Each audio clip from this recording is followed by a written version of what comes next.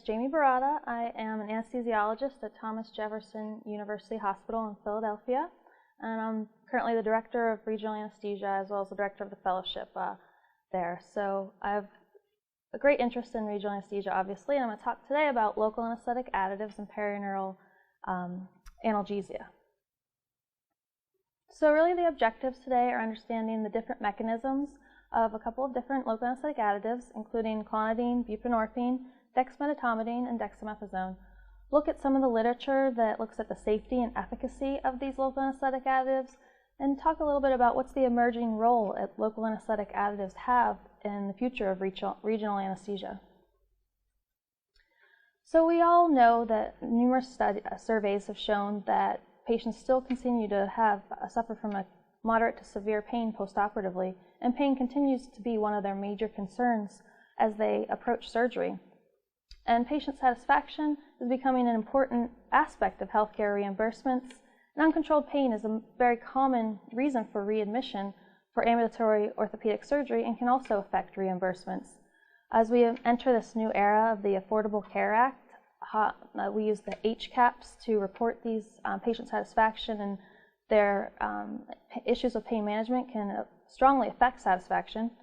And how we get paid for what we do can be strongly affected by this. So we really want to look at ways to maximize how our pain management techniques work.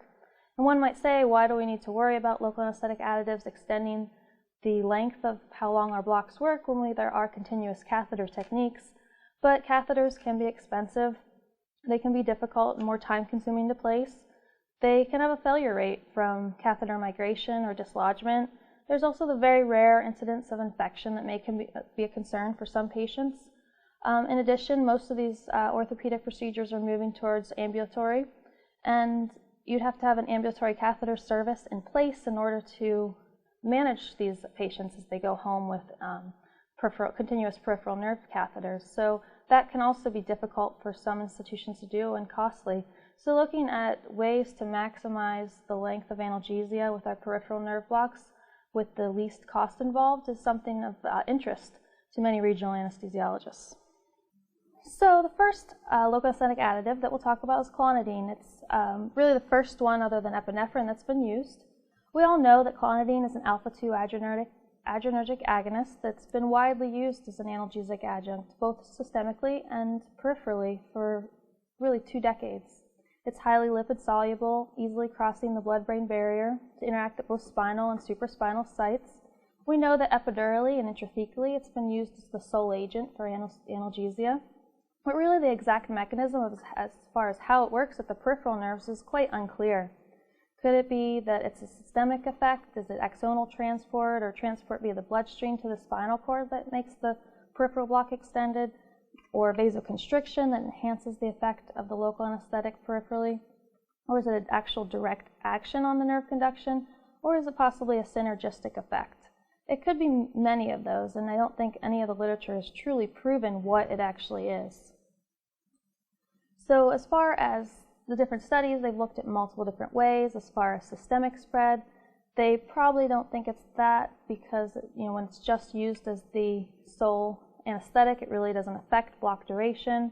As far as vasoconstriction causing the enhancement of the local anesthetic, they've looked at local anesthetic plasma levels with and without clonidine added to the local anesthetic, and they haven't seen differences in the plasma levels to think that the vasoconstriction enhances the effect of the local anesthetic at the site and keeps it at the site longer.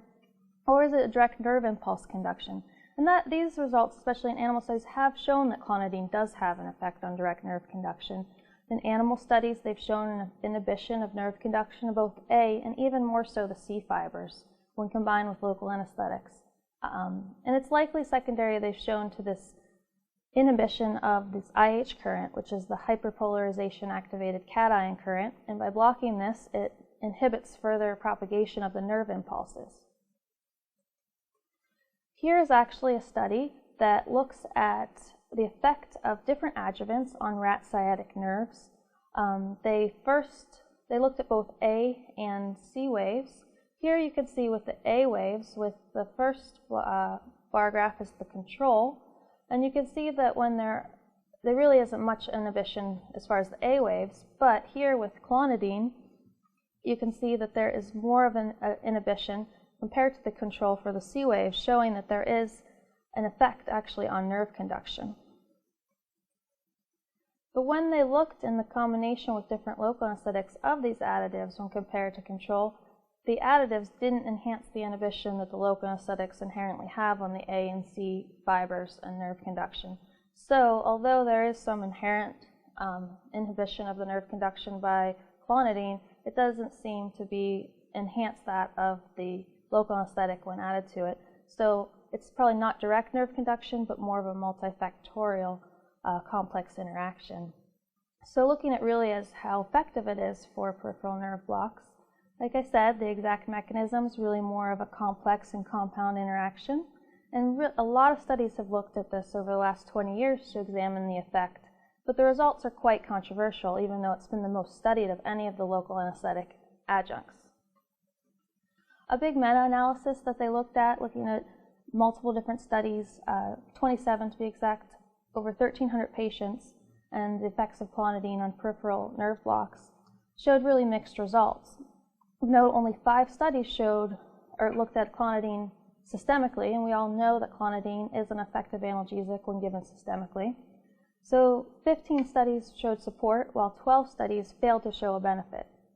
They looked at a variety of doses from 30 to 300 micrograms to see whether that had any sort of effect. And here actually it shows a breakdown of the different kinds of blocks. Majority of the studies were done with upper limb blocks, and that's where more of the supportive literature was found, so it seems to work better with brachial plexus blocks. There's a few studies with lower extremity blocks, but really most of them were not supportive of an effect of clonidine. So it leads us to believe that if it's going to have an effect, it's really only going to be on the upper extremity blocks. Here they broke it down based on doses, and they found that the 150 microgram dose here is showing the positive results of the studies. So it seems to be at 150 micrograms, you seem to have the most likelihood of enhancing the block versus the other doses. And also at that dose, they found that up to about 150 micrograms minimizes the likelihood of having side effects of clonidine, such as sedation or hypotension. As you get to the higher doses, you more likely see those hemodynamic effects to be clinically significant. And interestingly, when they broke it down based on different types of local anesthetics, they found that the clonidine had most of an effect on the intermediate acting local anesthetics. Here to the left, you can see that with lidocaine and mepivacaine, the clonidine was very definitely supportive of a prolongation of the block, while you move to the more commonly used long-acting local anesthetics, ropivacaine and bupivacaine, it really didn't show as much of an effect and was inconclusive. So if the clonidine is only going to work really on our intermediate acting local anesthetics, which won't even reach the length of our most commonly used long-acting local anesthetics, then why would we use it as an additive? So if it's only working in that respect, then possibly may not be our best adjuvant.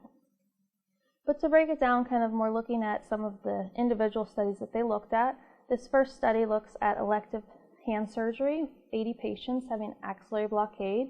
They used mepivacaine, the intermediate acting local anesthetic, with epinephrine, and they did a variety of doses from no clonidine all the way up to 1.5 mics per kilo of clonidine, and they really showed no difference in onset time, postoperative pain scores, and analgesic requirement, but they did see an increase in analgesia and anesthesia about the 0.5 microgram per kilo dose of clonidine, and at under about 150 microgram dose, they didn't really see any significant hemodynamic side effects. So that safety profile was evident. That dose, as you got to the higher doses, it was more likely to be significant.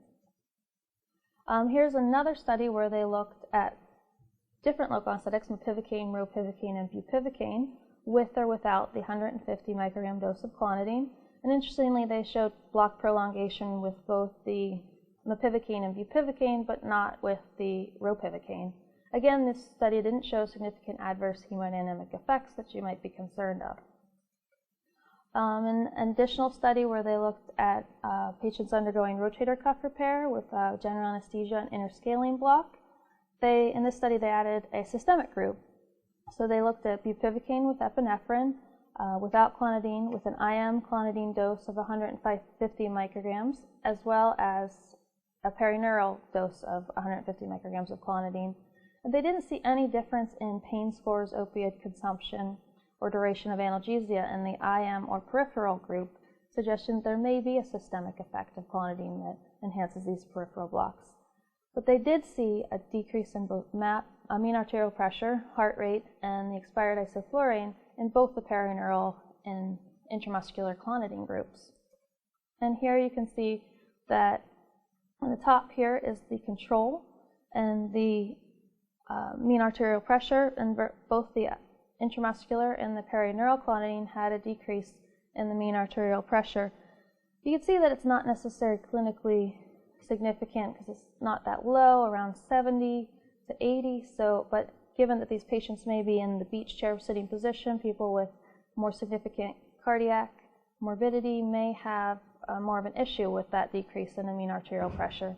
In addition, you have a decrease in heart rate here that may be significant, although you're still not necessarily bradycardic. But something to consider, there are hemodynamic effects to this additive. And when they looked as far as lower extremity, like I've said earlier, that doesn't seem to have as much of an effect on lower extremity blocks. This is one of the studies when they looked at psoas compartment block with ORF of hip fractures, and they had a control group with IV clonidine 1 mic per kilo in combination with levobupivacaine, as well as perineural clonidine 1 mic per kilo with the levobupivacaine compared to levobupivacaine alone. And they actually found that the intravenous clonidine prolonged the analgesia, but not the perineural clonidine. So overall, the clonidine as an adjunct doesn't appear to have as much effect as we might have hoped. So the literature is quite inconclusive as far as that. The studies seem to show that with axillary blocks or brachial plexus blocks, there may be some benefit, most benefit with the intermediate-acting local anesthetics. So really, if with the long-acting local anesthetics having prolonged duration as compared to even the combination with clonidine, the utility of clonidine is probably not too significant in regional anesthesia. But overall, if you're to use it, anything less than 150 micrograms is probably relatively safe and may be effective. And they didn't report any long-term sequelae such as peripheral nerve injury, although the studies weren't powered to necessarily detect that. As far as another alpha-2 agonist that people have talked about as far as a local anesthetic adjunct, dexmedetomidine. And we know that as an alpha-2 agonist, it's about 8 times greater selectivity than clonidine. Peripherally, it decreases the release of norepinephrine, inhibits nerve action potentials. Centrally, it inhibits substance P, activates alpha-2 adrenoreceptors, and likely it's a multifactorial effect as to how effective it is as a local anesthetic additive. And again, it also has that prolongation of that IH current and decrease the propagation of the nerve action potentials as clonidine did, as you might expect since they're of the same class. But what does the literature really say as far as dexmedetomidine as an adjunct? This is an interesting study in an animal model of looking at rat sciatic nerves, and they looked at both sensory and motor function as well as perineural inflammation when they added dexmedetomidine to bupivacaine, as well as looked at dexmedetomidine alone as in a peripheral nerve block. And they found that dexmedetomidine added to the bupivacaine did increase sensory and motor blockade, but dexmedetomidine alone did not produce a block, so it doesn't act alone to produce analgesia peripherally. And interestingly, when they looked at the perineural inflammation scores, they graded them about 0 to 3, and they looked at it for 24 hours. And we all know that local anesthetics alone cause perineural inflammation, so the bupivacaine, as expected at 24 hours, had a grade of 3. But interestingly, when they looked at the dexmedetomidine group alone and the bupivacaine with dexmedetomidine, those inflammation scores were decreased to 1.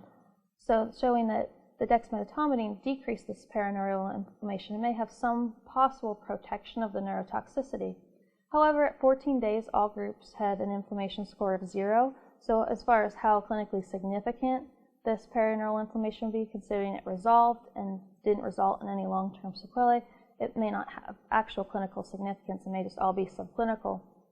But this protective effect, given the toxicity that we know of local anesthetics could be a benefit. But how does it compare in human models? When they looked at dexmedetomidine added to levobupivacaine and axillary brachial plexus blocks, for patients undergoing hand and forearm surgery, they added 100 mics of dexmedetomidine, and they found that block onset time, sensory, and motor block duration increased with the dexmedetomidine group. And those results are here. This is the levobupivacaine group alone, and this is the levobupivacaine with the dexmedetomidine, and increases in the duration of the analgesia around 150 to 200 minutes for the increase in the duration of the block. So it is a significant amount, possibly not as significant as some of the other additives that have become more in favor, but it is seems to be of use to local anesthetic additives. But as expected with alpha-2 adrenergic agonists, there were some hemodynamic effects, both a decrease in systolic pressure and diastolic pressure, as well as a decrease in heart rate were seen in the dexmedetomidine group. So you have to consider these hemodynamic effects that may occur when dexmedetomidine is added to your peripheral nerve blocks. In another volunteer study where they took patients getting ultrasound-guided ulnar nerve block, they added a systemic group to see is this really a systemic effect that we know dexmedetomidine works as an analgesic, or is it simply a peripheral effect? So they took ropivacaine alone, ropivacaine with 20 micrograms of dexmedetomidine intravenously, and then ropivacaine with 20 milligrams of dexmedetomidine peripherally. And this is the group in the middle here, which is the peripheral dexmedetomidine. Here's the ropivacaine alone, and the systemic IV dexmedetomidine, and the effect is significant in the peripheral group, with the systemic effect really having no major difference compared to the ropivacaine alone. So it definitely does show that the effect of dexmedetomidine when added as an adjunct is some probably synergistic way of working with local anesthetic in the peripheral site. So it's really not just a systemic effect that is providing the increased analgesia.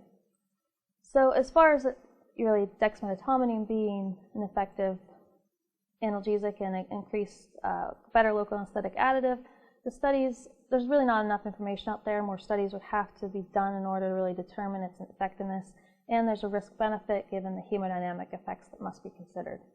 So another interesting one is buprenorphine. So we know that buprenorphine is a partial mu-opioid agonist and a kappa and delta antagonist. It's 25 to 50 times more potent than morphine. As far as a mechanism, well, as with all these additives, it's relatively controversial and unknown.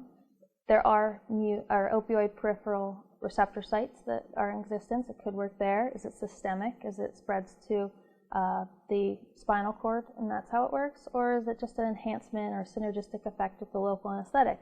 It could be all of these in combination. It's really unclear. But how did it work as far as when they looked at it in clinical models?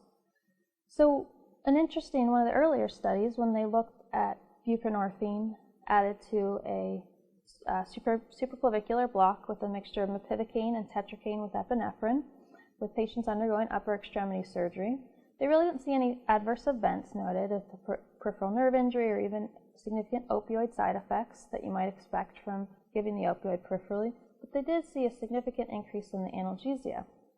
And of note here, the white bars are the local anesthetic alone, and here with the buprenorphine added, there's a significant increase, well beyond what you might expect for the addition of buprenorphine, to the about 36-hour mark where patients were not reporting any pain.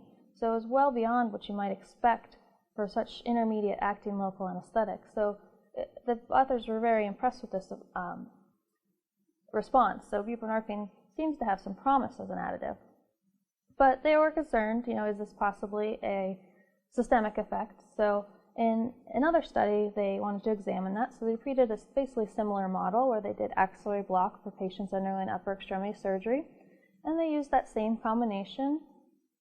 And they looked at both the local anesthetic alone, the local anesthetic with systemic buprenorphine, and then the local anesthetic with the peripheral buprenorphine. Although systemic buprenorphine increased the duration of the analgesia by about doubling that of the local anesthetic alone. It was not nearly as profound as that of the peripheral buprenorphine additive, where it almost quadrupled that of the local anesthetic alone. So even though there is some systemic effect, it appears that buprenorphine has a more substantial effect when it's added as a peripheral adjunct. But when they looked at how its effect is with the lower extremity blocks, they did an infragluteal sciatic nerve block, the results weren't as impressive as they were for the upper extremity block. So they looked at patients undergoing foot and ankle surgery with infragluteal sciatic nerve block and general anesthesia. And they had three groups. They used the long-acting local anesthetic bupivacaine this time with epinephrine. And they had compared to that local anesthetic with intramuscular buprenorphine 0.3 milligrams, and then as well the local anesthetic with perineural buprenorphine 0.3 milligrams.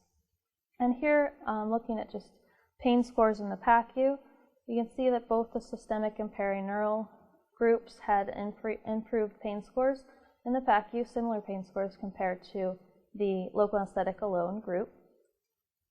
But then they followed it out, and then here you can see that the IM control has not as much of a benefit after about 12 hours, but the additive group did have a benefit to about 24 hours, but didn't have that as much of a benefit as was with the upper extremity blocks when they showed an extension of the analgesia to about 36 hours. And similarly with the opioid consumption, when they looked at that, about 12 hours had the increased benefit of decreased opioid consumption in the additive group when compared to both the IM and the local anesthetic control group. Interestingly though, in this study they did have an increased amount of nausea and vomiting with both the additive and the IM control group, so there definitely were opioid side effects. But with the few studies that that has been done with buprenorphine as a local anesthetic additive, it has shown some promise as far as the significant increase in the duration of analgesia, and appears to have a relatively safe profile, although too few studies are done to show any issues with perineural toxicity or further side effects, but it doesn't seem that the opioid side effects are too significant. So probably the adjunct that's getting the most interest from people is dexamethasone. I think more and more people are more commonly using dexamethasone as the most likely local anesthetic additive that they would use for a regional anesthetic. So as far as dexamethasone, we know that the mechanism, as with most things when we use dexamethasone, is probably unclear. We know that there's a direct effect of glucocorticoids on nerve conduction. There's a reduced neuronal discharge. They've been shown to inhibit discharge from C fibers, from the potassium channel mediated discharge. But in that earlier study that I showed, there wasn't really an effect when they showed dexamethasone on the rat sciatic nerves as far as inhibiting conduction on the actual A or C fibers. So as far as its direct effect is probably unclear. Could it be the decreased absorption secondary to vasoconstriction? Possibly. Or is it this anti-inflammatory effect that enhances the success of the block and duration of the analgesia? That's possible as well. Or is it a systemic effect? We know that corticosteroids have been given as an analgesic and have had effect, but as far as when they've looked at it, when it's done peripherally, they looked at intercostal blockade in healthy volunteers and looked at plasma levels of the dexamethasone and didn't really see an increase to suggest that the systemic effect is the case for dexamethasone. So once again, with all the additives, the real mechanism is probably unclear and could be a combination of many of these different mechanisms. But as far as how the literature has shown, as far as dexamethasone's effect on blockade, here are a couple of the studies that have been done. One of the earlier ones looked at axillary block, and patients received lidocaine alone or lidocaine with 8 milligrams of perineural dexamethasone. And the duration of block was longer in the dexamethasone group, with the sensory block increasing from 98 minutes with the local anesthetic alone to 242 minutes, and the motor block also increasing from 130 minutes to 310 minutes. They didn't notice in this small group of patients any significant adverse effects, such as hyperglycemia or increased risk of paresthesia that one might be concerned about. So overall, in this small group of patients, it appeared safe. In another study where they looked at supraclavicular blockade with dexamethasone, they once again looked at hand and forearm surgery. This was ultrasound-guided supraclavicular block. And of note, most of these studies that have been done looking at any of these additives, for the most part, have been with landmark or peripheral nerve stimulation technique, not so much ultrasound-guided. And they looked at patients that received mepivacaine with or without 8 milligrams of dexamethasone. And once again, the duration of analgesia was prolonged, and there were decreased opioid use and reduced pain scores in the PACU at 8 hours. But they would hope to look at improvement in onset time with dexamethasone, but they really weren't seeing that it improved the onset time. And here's just a plot of looking at the increase in the duration of the analgesia with the dexamethasone group. And of note, as far as side effects, when they actually saw that there was a decreased amount of nausea in the perineural dexamethasone group when compared to that of just the control with the normal saline. So as far as side effects, it really didn't show a significant increase. And in addition, looking at, there was no difference in paresthesias at 14 days to suggest that dexamethasone would increase the risk of neurotoxicity. Here's one of the studies that probably got most people's interest in dexamethasone as a perineural additive. This was when they looked at both ropivacaine with and without dexamethasone 8 milligrams, as well as bupivacaine with and without dexamethasone for patients that were undergoing shoulder surgery with interscalene block and general anesthesia.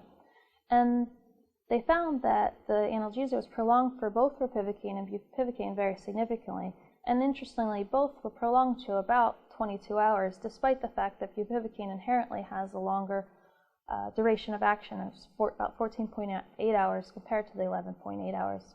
They looked at 3-day opioid consumption, which was probably following that out too long, so they saw no difference in the opioid consumption. They didn't really look at 24-hour opioid consumption, which may have been more likely to find a difference. But pain scores at rest and with movement were improved for both groups the first postoperative day, and they followed out for 14 days and didn't see any adverse events such as paresthesias. And there was this group, they actually looked at whether there was a difference in success and duration of analgesia with the nerve stimulation or ultrasound-guided technique, and didn't see any difference with regards to that. And here's the plot showing that increase in duration with the ropivacaine and bupivacaine. Obviously, the increase with ropivacaine is much more significant than bupivacaine, but still very, very effective at prolonging both durations of these local anesthetics. And this is one of the studies recently that came out that has thrown some question into the success of perineural dexamethasone as a local anesthetic adjunct. So they added an intravenous group, a systemic group, to see is it really just a systemic effect as compared to the perineural effect. So they looked at patients, again, undergoing shoulder surgery with interscalene block. They had a ropivacaine group alone, ropivacaine with intravenous dexamethasone 10 milligrams, and a group with ropivacaine with 10 milligrams perineural dexamethasone. And the dexamethasone prolonged the duration of the analgesia regardless of the route of administration, whether systemic or perineural. And these were outpatients, and they were asked, how their pain was over the phone, so it wasn't actually a testing of how long the sensory block was lasting. And they did see decreased analgesic need in 48 hours, improved pain scores, and decreased sleep disturbances in both groups. They did look at glucose levels and did see an increase in glucose levels in both perineural and the systemic group, but was not of significant levels, classified as hyperglycemia, as 3.8 for the perineural and 5.1 milligrams per deciliter for the intravenous group. So though hyperglycemia would be a concern, it doesn't seem to be necessarily clinically significant when adding dexamethasone. And here, just plotting out that the very similar increased duration of the analgesia, and this is patients not requesting opioids for their pain. So once again, the one limitation, this is the only study that looked at the systemic compared to the perineural effects of dexamethasone.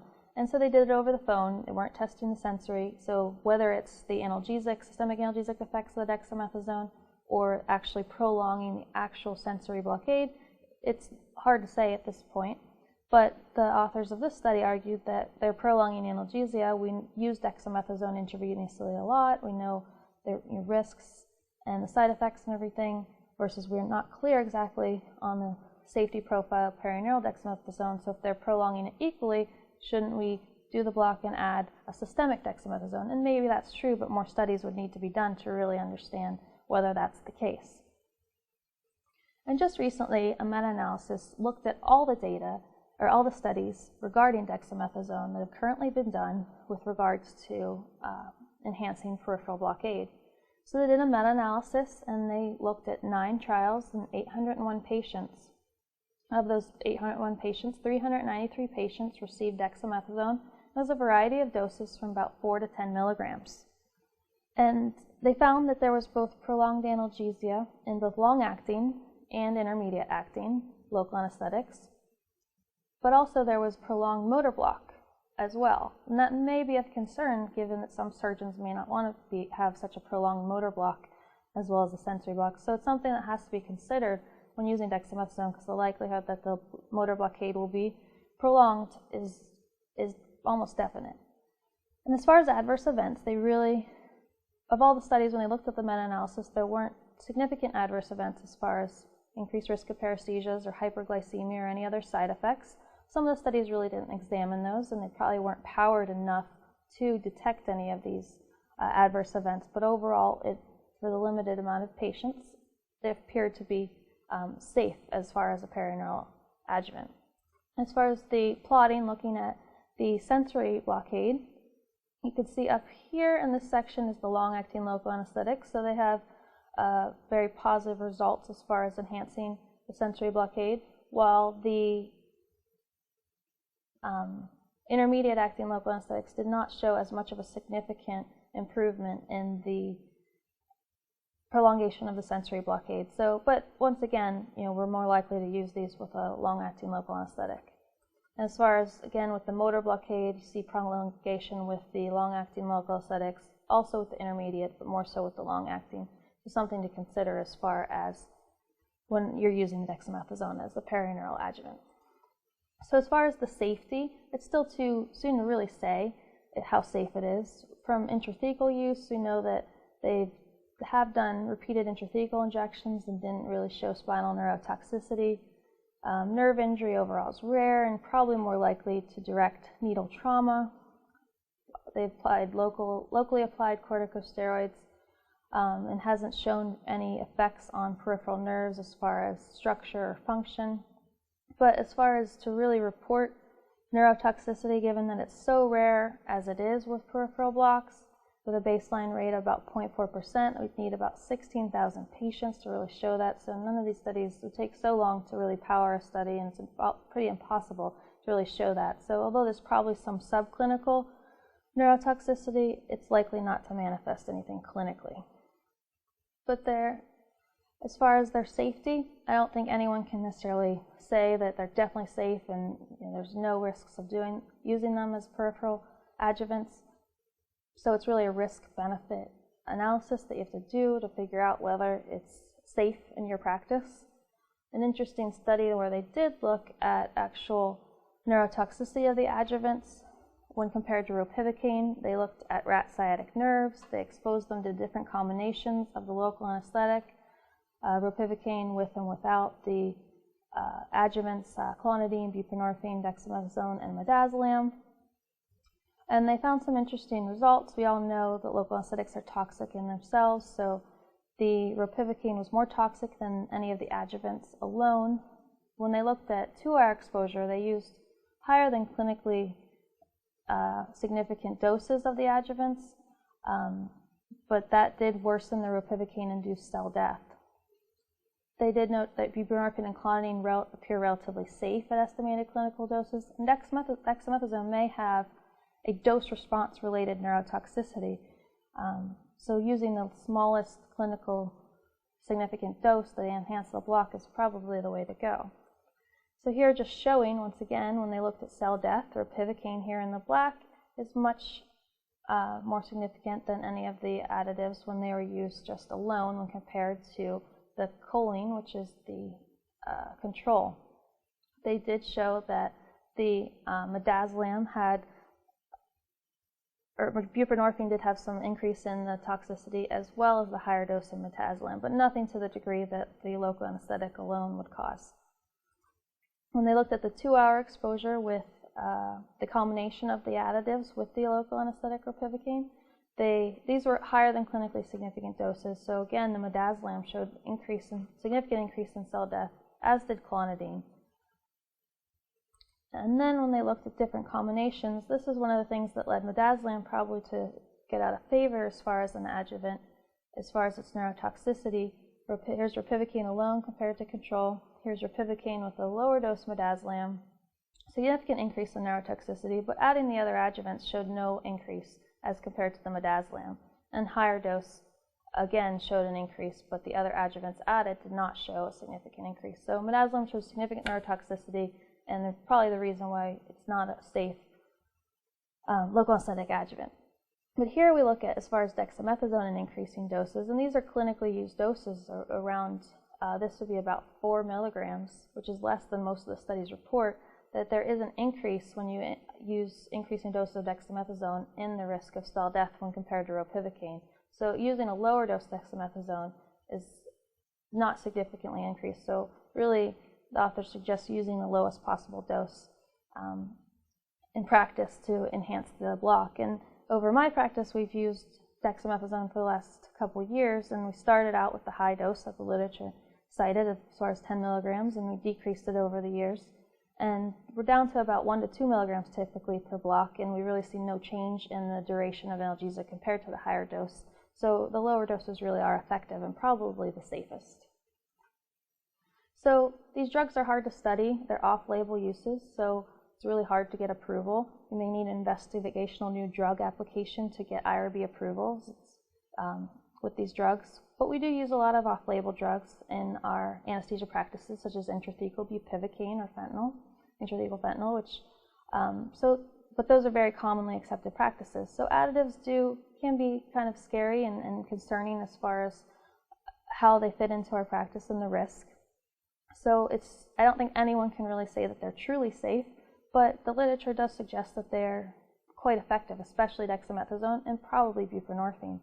So I think using the lowest dose possible is where the future lies with using local anesthetic additives in regional anesthesia. But in addition, the more studies need to be done, but it really is an inexpensive and effective way to increase the duration of your block. But probably, some people have suggested using a multimodal perineural technique. We use multimodal analgesia all the time, but using it in a perineural technique by using a combination of low-dose additives, in addition decreasing the concentration of your local anesthetic, could maximize your sensory blockade and decrease the effect of your motor blockade. Granted, there's really not a lot of any studies that have looked at that, and it's something that probably should be studied to really truly determine the effectiveness of these adjuncts. And one might say, are these adjuncts really relevant given that liposomal bupivacaine is now available? Granted, it's not approved for peripheral nerve blockade.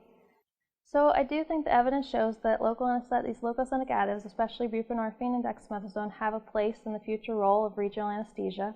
But more studies need to be done, and it has to be a risk versus benefit analysis of how they will fit into your practice. But as we go forward, it's hard to say the safety and efficacy. Thank you, and I appreciate you listening.